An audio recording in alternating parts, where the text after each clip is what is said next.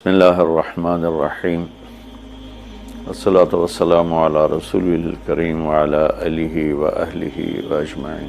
معزز سامعین، میرے محترم بھائی بہن، دوست، احباب، بچے بچیاں، تمام اہل ایمان کو میری طرف سے سلام ہو۔ ہمارا نیا سال تو ہجری کے اعتبار سے ہوتا ہے تو وہ محرم ہو گیا ہے۔ ہر آنے والا سال ہماری زندگی کا بہت بڑا حصہ ہم سے چھین کے لے جاتا ہے اور ہم بے بس ہو کر اسے دیکھتے ہی رہ جاتے ہیں۔ دنیا کی ہر چیز پر ہم نے اپنے پہرے بٹھائے ہوئے ہیں، لیکن وقت اور زندگی جو سب سے قیمتی سرمایہ ہے، روزانہ ہم سے گردش دوران، سورج اور چاند کی گردش، دن اور رات کا ہیر اور پھیر، کہ ہماری زندگی ہم سے چراتا چلا جاتا ہے۔ اللہ کا غیبی نظام ہماری زندگی سے ٹائم کو، وقت کو گھٹاتا چلا جاتا ہے، یہاں تک کہ ہر آنے والی وہ موت کو گلے لگا کر اللہ کے پاس پہنچ جاتا ہے۔ تو نئے سال کے حوالے سے دو باتیں کرنی تھی۔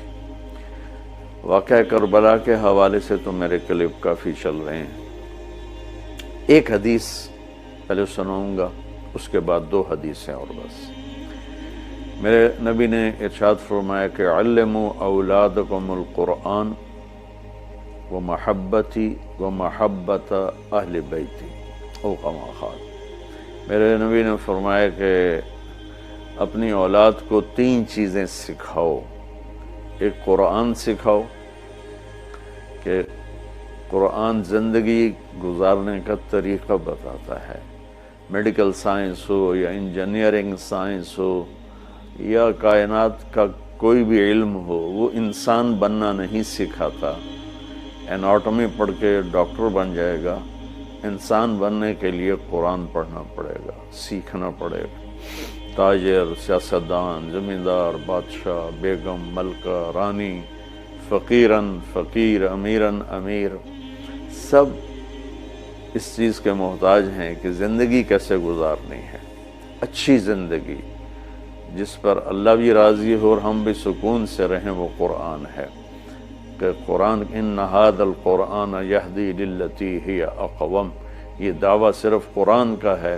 میرا اللہ فرماتا ہے کہ صرف قرآن ہی ہے جو تمہیں صحیح زندگی گزارنے کا طریقہ بتاتا ہے۔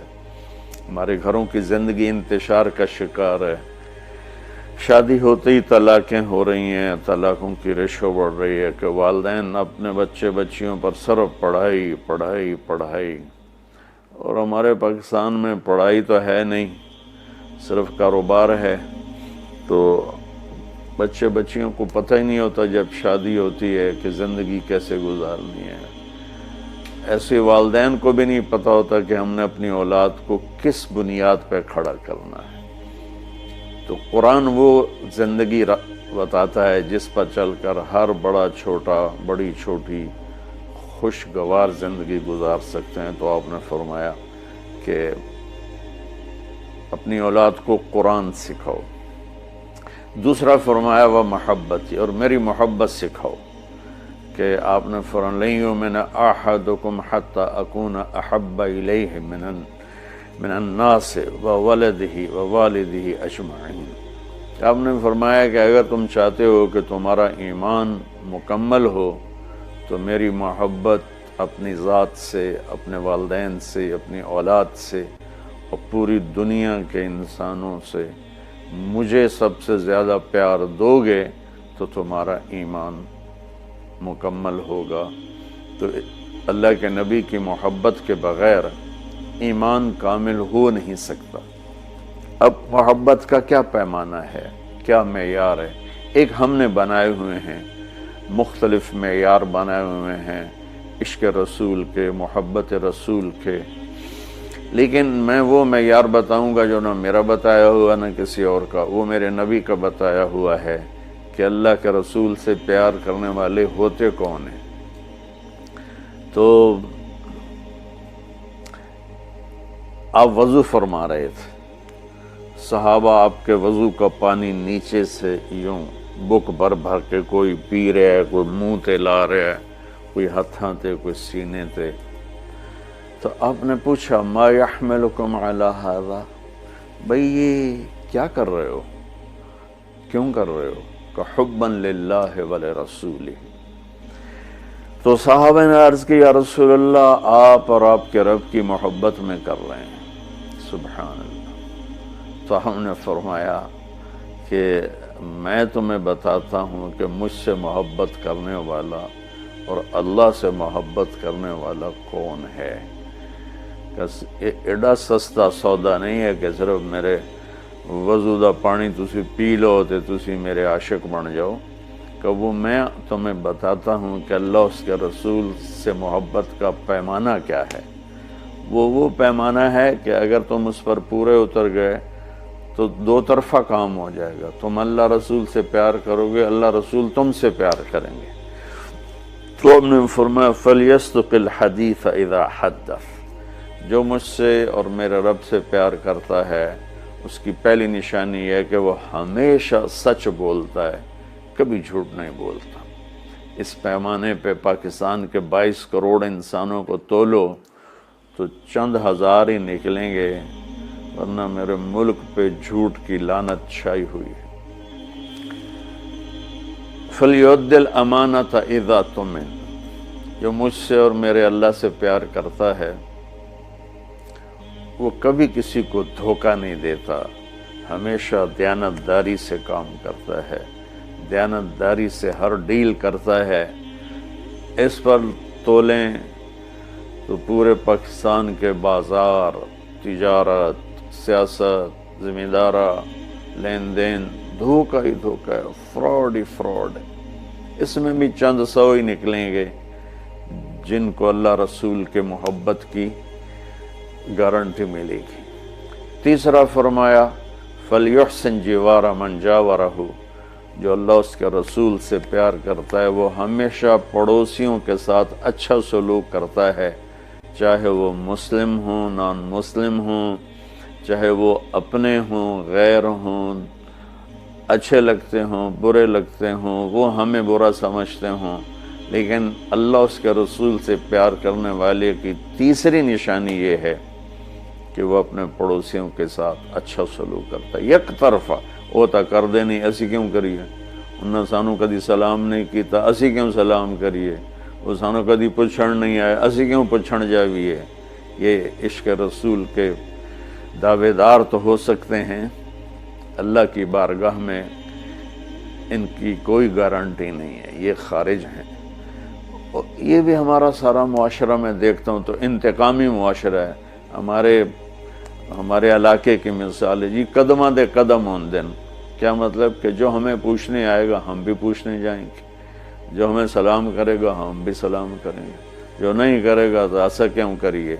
یہ میرے ملک کے اخلاق یہ ہیں، اور میرے نبی فرما رہے ہیں کہ مجھ سے محبت کی تیسری نشانی یہ ہے کہ وہ یک طرفہ ہو کر اپنے پڑوسیوں کے ساتھ اچھا سلوک کرتا ہے۔ تو اس حوالے سے نیا سال شروع ہو رہا ہے، ہم قرآن سیکھیں، اللہ کے نبی کی محبت سیکھیں۔ تیسری چیز فرمائی وہ محبت اہل بیتی، اور اپنی اولاد کو میرے اہل بیت کی محبت سکھاؤ۔ سبحان اللہ، اس کے بغیر نہ ایمان مکمل ہے، نہ زندگی مکمل ہے، نہ راستہ طے ہوگا۔ کہ آپ نے فرمایا غدیر خم کے موقع پر جب آپ حج سے واپس تشریف لا رہے تھے کہ میں تم میں دو بڑی بھاری چیزیں چھوڑ کے جا رہا ہوں، اگر ان کو مضبوطی سے پکڑ کے رکھو گے تو کبھی گمراہ نہیں ہوگے اور مجھ سے عامل ہوگے۔ خلاصہ کے طور پر ایک میری کتاب اور ایک میرے اہل بیت۔ تو ہم نے قرآن کے ساتھ بھی ناانصافی کی ہے اور اہل بیت کے ساتھ بھی ناانصافی کی ہے۔ درد سے کہہ رہا ہوں یہ بات، میں فرقہ واریت سے بالا تر ہو کر یہ بات کر رہا ہوں کہ ہمیں اگر ان کے گھرانے سے پیار نہیں ہے تو وہ کیا ایمان ہے اور کیسا ایمان ہے۔ تو اللہ اس کے رسول نے جو محبت کی نشانی بتائی ہے وہ بھی میں نے بتا دی، اور جو اللہ کے نبی فرما رہے ہیں کہ 3 کام اپنی اولاد کو سکھاؤ: قرآن، میری محبت، میرے اہل بیت کی محبت۔ تو آؤ بھائی ہم اپنے ملک کے لیے بھی ایک اچھے پاکستانی بنیں، سچ بول کے، دیانتداری، محبت، ایثار، وفا، صحیح تولنا، صحیح بولنا، اور ماں باپ کی خدمت، بیوی کے ساتھ اچھا سلوک، اولاد کے ساتھ محبت، یہ سارے وہ چیپٹر ہیں جو اس وقت بالکل ادھورے پڑے ہوئے ہیں۔ اور صرف نماز پڑھ لینا اور حج عمرے پہ زور لگا دینا بہت اچھی بات ہے، میں کسی نیکی کی قدر نہیں گھٹانا چاہتا، لیکن اور بھی دکھ ہیں زمانے میں محبت کے سوا، راحتیں اور بھی ہیں وصل کی راحت کے سوا۔ اسلام تو ایک زندگی ہے، یہ تو چند مختصر عبادات پوری زندگی پر تو نہیں ہے نا۔ اس لیے میری فریاد سنو اللہ کے واسطے، علماء سے بھی کہتا ہوں، خطیبوں سے بھی کہتا ہوں، اپنا مسلک پیش نہ کرو، اسلام پیش کرو۔ اسلام ایسی خوبصورت زندگی ہے کہ اس کا خریدار آپ کو ہر انسان بنے گا۔ آپ سن لیں گے تو آپ کا احسان ہوگا، اب کر لیں گے تو آپ کی دنیا بھی بنے گی، آخرت بھی بنے گی، ورنہ فقیرانہ آئے صدا کر چلے، میاں خوش رہو ہم دعا کر چلے۔ وہ جو گیت تم نے سنا نہیں، میری عمر بھر کا ریاض تھا، میرے درد کی تھی وہ داستاں جسے تم ہنسی میں اڑا گئے۔ السلام علیکم۔